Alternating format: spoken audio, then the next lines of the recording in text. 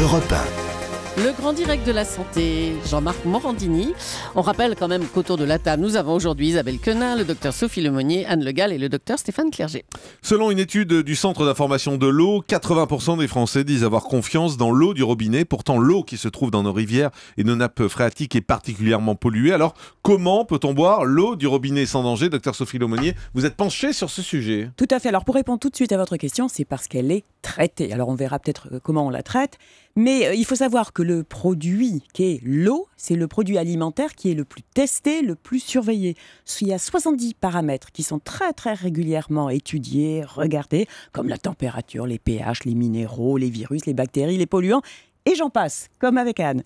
Et d'ailleurs, 80% des Français disent avoir confiance dans cette eau. Alors ils le disent, mais ils ne le font pas pour autant, parce qu'en fait, quand on regarde les chiffres, seuls 65% disent boire de l'eau du robinet tous les jours. Alors qu'est-ce qu'ils leur reprochent à cette eau? Le goût? Non. Le goût, c'est vrai. Bah oui. Le goût, c'est vrai. Le goût, il vient essentiellement du chlore. Alors le chlore, il est absolument nécessaire pour tuer les bactéries. Et les bactéries, elles se multiplient où? Dans les canalisations. C'est pas tellement là où l'eau est stockée, mais c'est durant le transport. Alors en fait, elle est en quantité. Ce chlore est en quantité infinitésimale. Ça veut dire que c'est pas toxique pour nous. Par contre, c'est suffisant pour parfumer, entre guillemets, c'est ça qui est désagréable, c'est quand on a l'eau qui sent le chlore, on n'a pas envie de la boire, parce qu'on se dit on est en train de boire du chlore, quoi. Mais oui, alors vous savez comment éliminer ce goût? C'est tout bête. Le chlore, il s'évapore au contact de l'air.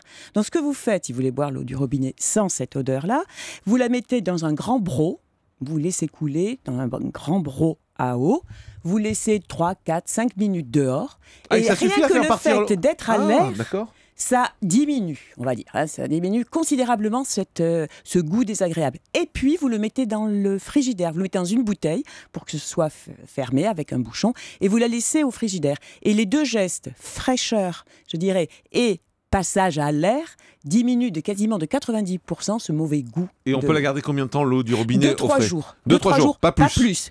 Pas plus. Et il vaut mieux, alors si vous le faites dans une carafe que vous gardez régulièrement, il faut absolument la laver régulièrement avec un petit peu, oui, plus de l'eau, plus du vinaigre. Et du sel. D'accord. Pourquoi? Parce que ça va faire passer un petit peu le calcaire et les trucs qui s'accrochent, je dirais, dans le fond de la carafe. Le grand direct des médias, Jean-Marc Morandini.